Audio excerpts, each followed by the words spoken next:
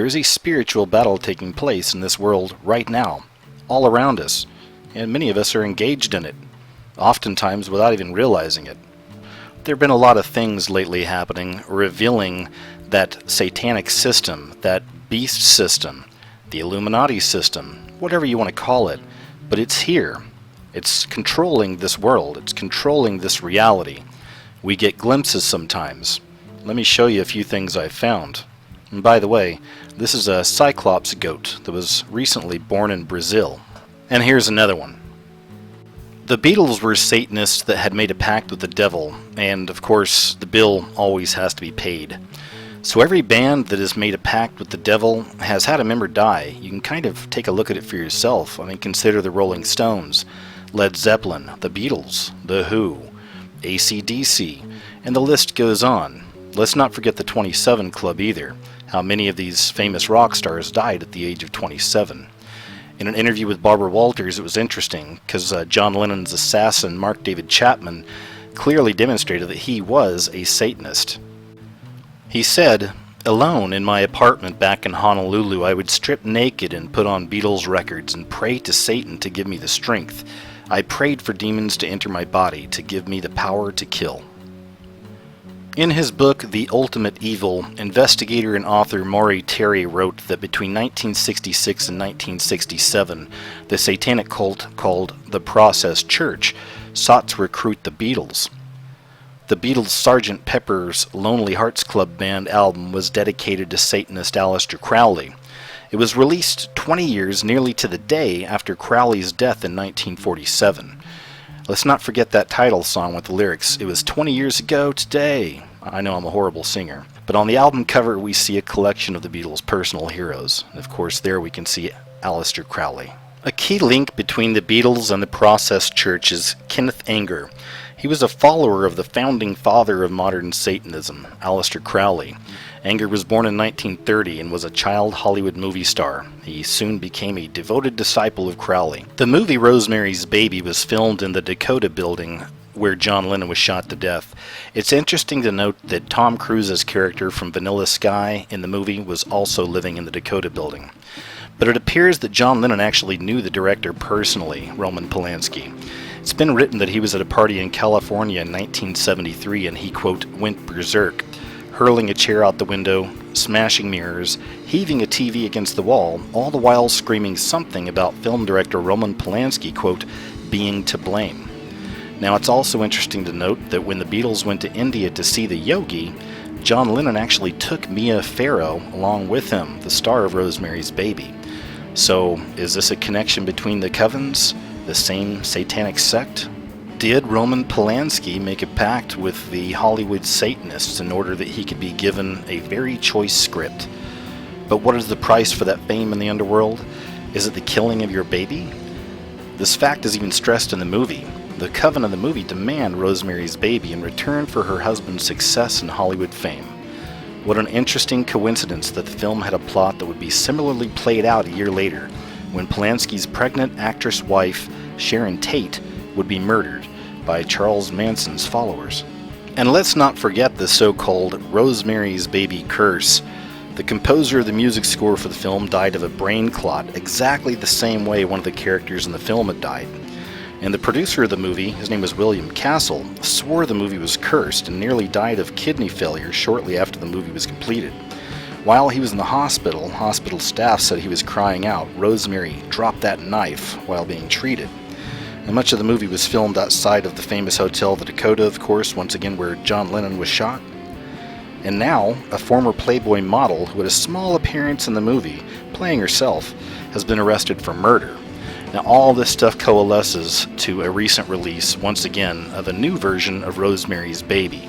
The Hollywood Satanic System exists, and is extremely evil beyond our wildest imaginations.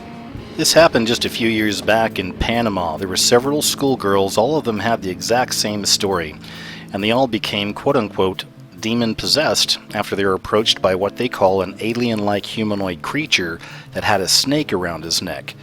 One of the girls drew a picture of that strange being, and this is it right here.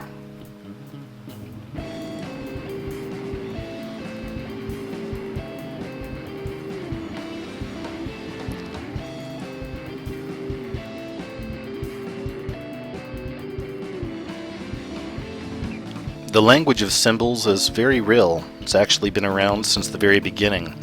It's not something we're taught, it's something we learn, and it's something you are continually learning. It's very deep, and it's hard to understand. But once we start seeing pieces or getting strands of this, now we start leading ourselves up to the next piece, deeper into the matrix, down the rabbit hole. Here's an example right here I thought was interesting. This is a little character named Carl from the television series The Walking Dead. It's based on a graphic novel.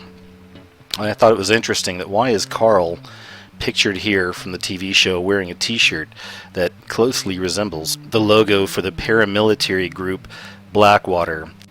What does it mean? I don't know. Is it connected? Possibly. Either way, it makes me wonder. Speaking of symbols, check this out. This just recently happened to a little 4-year-old boy. The parents called it a, quote, mark of the devil. Sharon Lewis and Robbie Jones spotted a crosshair imprint on their son Samuel as they were getting him ready for bed.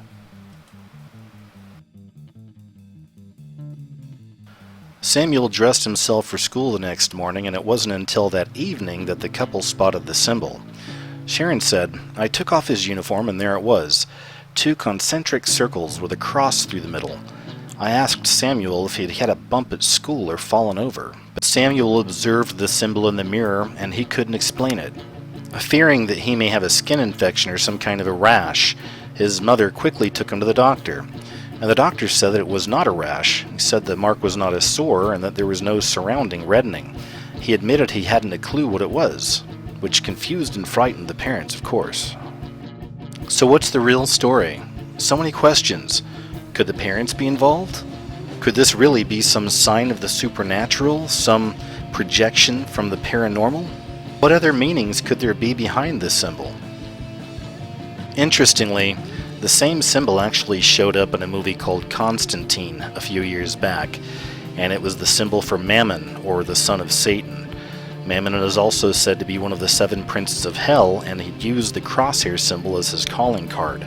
He was associated with the deadly sin of greed, and the symbol also appears in Egyptian tomb paintings and carvings dating back to 1500 BC, and cave paintings in Italy also apparently depicting visits by beings from outer space, and the same symbol. You can also find some research from amateur researchers who say this is some kind of a branding for alien abduction. Either way, similar symbol. Are they all connected? What does it mean? I'm not sure. It all makes me wonder. And now we have this. You know, oftentimes even stories in the news themselves, just look at the kind of symbolism there with the story. It doesn't always have to be a logo or an actual symbol. Just notice kind of the symbolism in the stories. We have this story right here about this mysterious woman in black. People are reporting seeing her in several different states. They're talking all about her in social media. It's being reported that she was apparently arguing religion with people in Virginia. It's also being reported that she says she comes from an Islamic country and that she works for the Pentagon. The media did a little digging into her background and actually found some things on her. You can look this up if you like. She says she's on some kind of a Bible mission. Her whole story seems to kind of contradict itself. Any story that makes major headlines usually has another story between the lines, and this is one of those. This story has had mass appeal. It's been reported on across the nation. It's the mysterious woman in black, just walking solemnly on a mission. Something to do with the Bible? Maybe Islam? Who knows? Again, the story keeps going back and forth. No matter what the story turns out to be, I look at it more as kind of the symbol itself. We know America's in a lot of trouble. We know there's a lot of crazy things happening in the world right now. Is this the Grim Reaper? Is this a sign of things to come? Just an average citizen on a solo mission? Or is there something more going on here? Hey, thanks for watching.